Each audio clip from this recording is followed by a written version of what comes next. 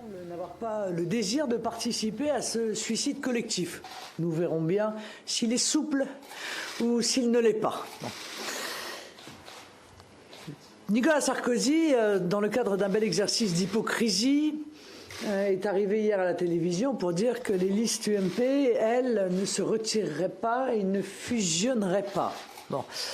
En revanche, l'UMP accepte avec grand plaisir et pour cause le retrait des socialistes à leur bénéfice. Nous sommes en réalité véritablement face à un des différents visages du système UMPS que nous dénonçons depuis de très nombreuses années. Certains vont plus loin.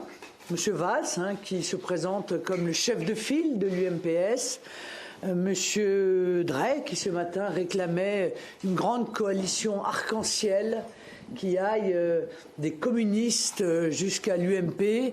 Tout cela ne fait que conforter, que confirmer l'analyse que nous faisons, encore une fois, depuis bien longtemps. Donc même en ce domaine, nous avons toujours le bon constat.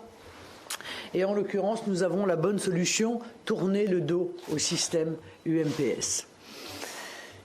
Les socialistes font preuve d'une belle désinvolture à l'égard de leurs électeurs, qu'ils considèrent comme, semble-t-il, une sorte de troupeau de moutons que l'on envoie au sacrifice, puisque ces électeurs socialistes qui ont voté socialiste au premier tour, dans au moins 2 régions, n'auront aucun représentant, compte tenu du retrait de la liste, aucun représentant pendant 6 ans. C'est leur choix. Je crois qu'ils auront de longues années pour regretter ce choix. Car ce retrait peut être le début de la disparition pure et simple du Parti socialiste.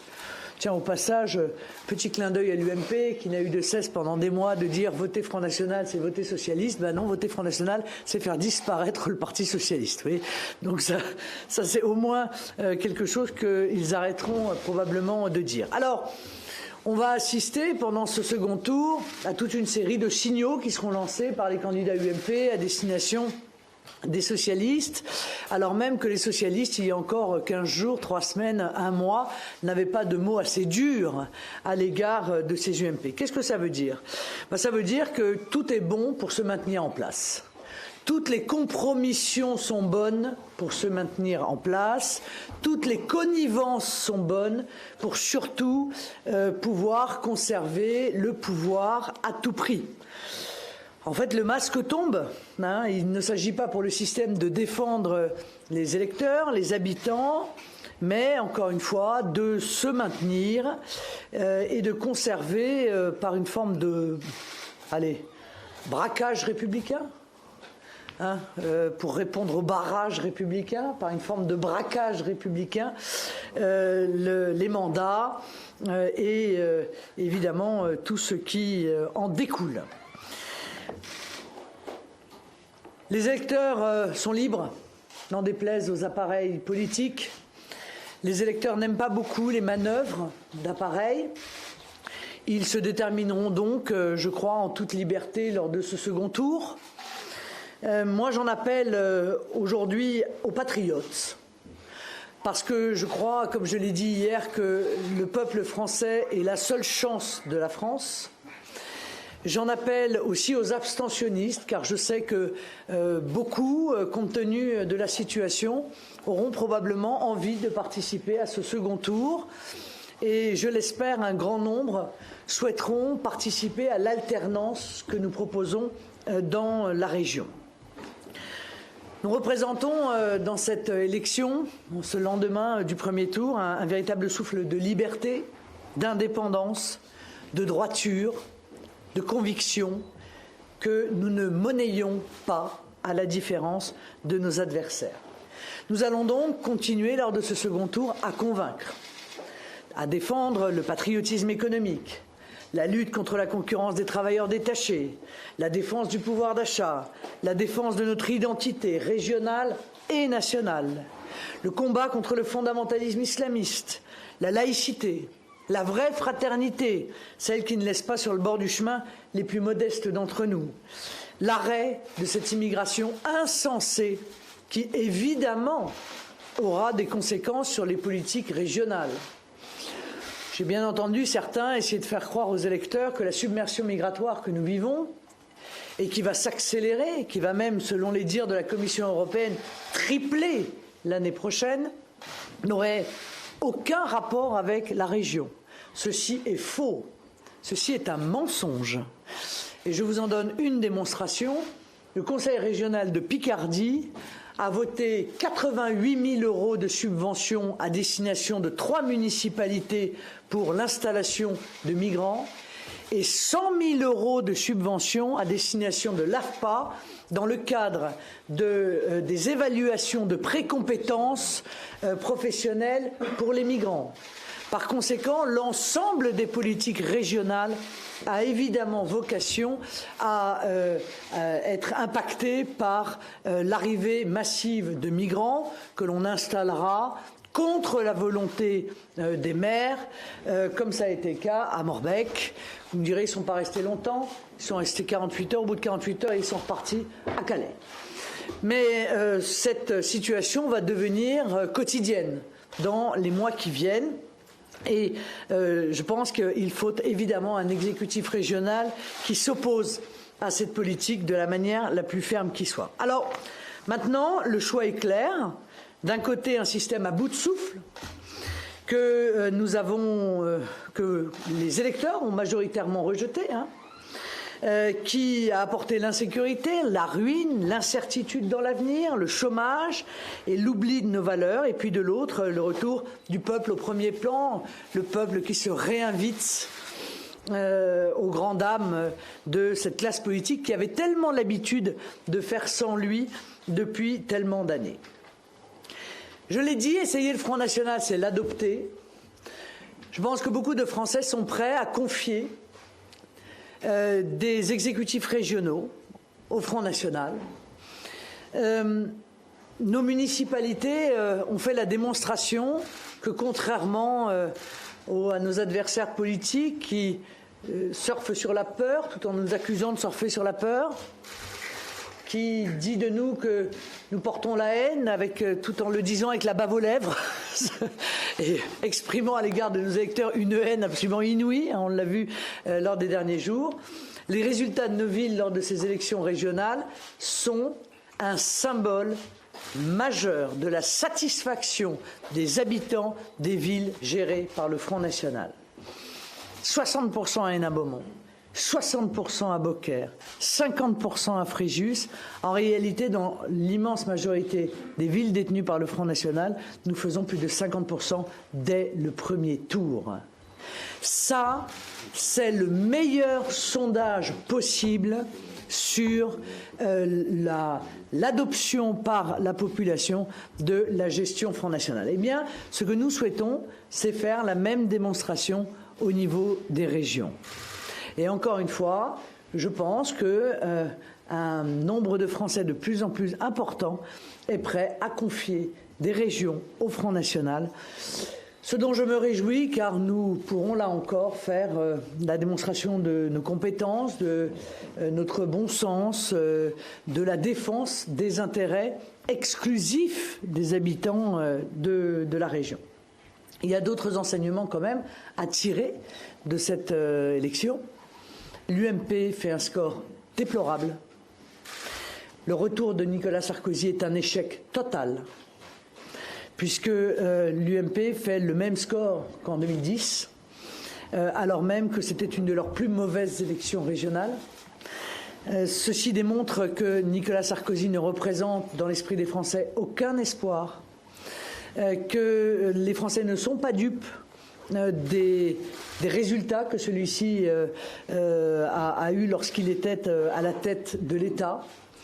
Ils ne sont pas dupes des promesses du type « on fera demain ce qu'on n'a pas fait hier ». Et c'est un élément qui, à mon avis, va marquer les prochains mois, et notamment dans le cadre des primaires qui s'engagent à l'UMP et qui vont voir très certainement Nicolas Sarkozy être fortement contesté dans son propre camp. Le Parti socialiste s'effondre, littéralement, hein, au point, encore une fois, de disparaître pendant 6 ans. Je crois que la stratégie catastrophiste mise en œuvre par Manuel Valls a tué les alliés du Parti socialiste. C'est ainsi que l'on assiste à la quasi-disparition, hein, au regard des dernières régionales, des Verts et du Front de gauche, qui, là aussi, font des résultats, pour le coup, historiquement bas.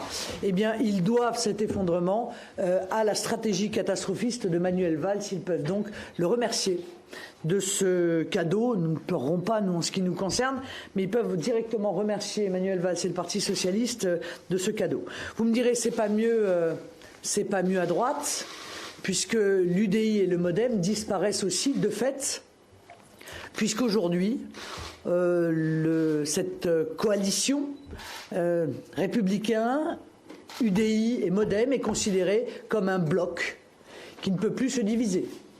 Donc c'est une sorte de fusion, une fusion-acquisition que les Républicains ont effectuée sur l'UDI et le MoDem, qui n'apparaissent plus du tout aujourd'hui comme des mouvements politiques indépendants, mais exclusivement comme des succursales de l'ancienne UMP.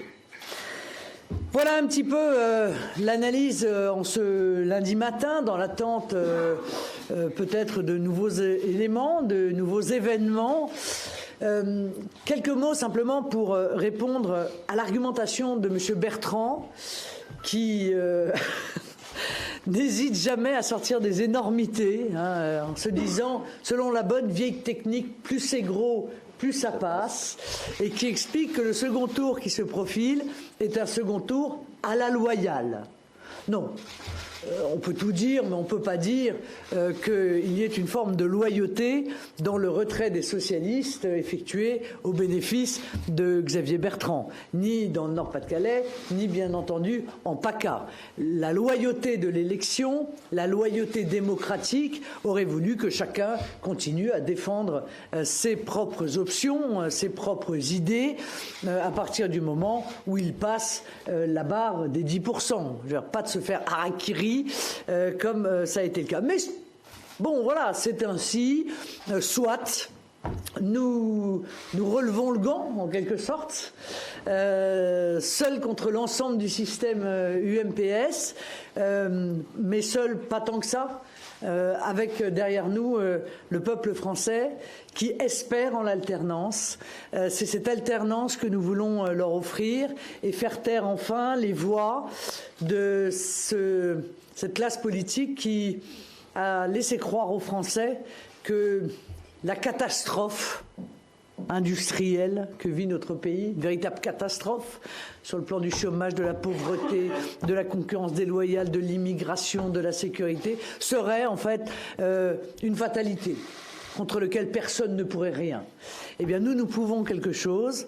Et si nous arrivons à le démontrer, eh bien, non seulement nous apporterons évidemment un mieux dans les régions que nous aurons gagnées, mais nous bouleverserons, je crois, durablement l'avenir de notre pays dans le sens d'une amélioration spectaculaire, car je crois que les améliorations apportées par le Front National dans la gestion de notre pays peuvent être tout à fait spectaculaires.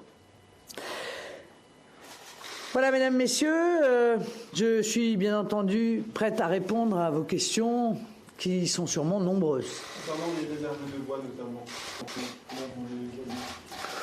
oui, écoutez, moi, l'expérience me pousse à vous dire que la politique est assez éloignée des mathématiques. Voilà. J'ai participé à beaucoup d'élections dans lesquelles beaucoup de sondeurs ou d'analystes politiques nous expliquaient qu'on n'avait aucune réserve de voix. Et au second tour, il y a toujours eu des réserves de voix et même des importantes réserves de voix. Donc laissons encore une fois les électeurs libres de leur choix. Je crois qu'il y a encore une fois des réserves chez les patriotes Et puis, dans notre région, chez ceux qui n'ont pas envie de soutenir un programme politique fondé exclusivement sur le mort aux pauvres. Parce que le programme de Xavier Bertrand, c'est mort aux pauvres. Voilà. Sa mesure essentielle étant la chasse aux bénéficiaires du RSA. Permettez-moi, mais je ne suis pas sûr qu'il y ait énormément d'électeurs de gauche qui aient envie de participer à cette chasse aux pauvres dans la région, pauvres qui sont d'ailleurs la conséquence précisément de choix politiques qui ont été faits par l'UMP et le PS au travers du libre-échange total, de la concurrence internationale déloyale, de la directive détachement des travailleurs et de l'austérité imposée à notre pays et soutenue par les dirigeants de l'UMP et du PS. Madame Le Pen, plus précisément, parce que là, il vous reste à peu près 10 points à faire pour potentiellement l'emporter. Oui, il en reste 25 à M. Bertrand. Hein. Voilà, oui, non, mais je vous le dis, parce que... D'accord. Oui, mais c'est moins que 25, on est d'accord. Ok, d'accord. Ok. Est-ce que vous comptez aller chercher chez les abstentionnistes de vote, chez les électeurs de gauche, peut-être plus pour vous que pour Xavier Bertrand, quelle est votre analyse politique? Mais les deux. Je pense encore une fois qu'il y a beaucoup de gens qui ont perdu l'habitude peut-être de voter parce que ce métronome désespérant entre la droite, la gauche, la droite, la gauche les ont dégoûtés de la politique. Aujourd'hui que le Front National est en situation de pouvoir gagner les régions, ils peuvent revenir aux urnes et se décider à participer, à mettre leur pierre à cette alternance. Je pense encore une fois aussi que des électeurs de gauche se sentiront plus proches du patriotisme économique que nous défendons, de la défense des catégories modestes, plutôt que de la politique ahurissante de violence qu'exprime Xavier Bertrand à l'égard des plus modestes. Cet axe politique, souvenez-vous, la région au travail, qui en réalité voulait dire bande de feignasses, il serait temps de s'y mettre, comme si les chômeurs étaient responsables de leur situation. Alors que ce sont précisément les appareils politiques qui, par leur choix politique, sont responsables de la situation de chômage de masse et de concurrence déloyale dans notre pays et particulièrement, il faut bien le dire, dans notre région. Moi, j'en appelle à tous les Français. Je suis dans un état d'esprit de rassemblement. Si je suis présidente de la région, je serai présidente de tous les habitants, quel que soit leur vote. Et je vous dis, je pense qu'il y a énormément de Français qui ont aujourd'hui envie de faire confiance au Front National, de nous mettre en situation de leur démontrer ce que nous sommes capables de faire.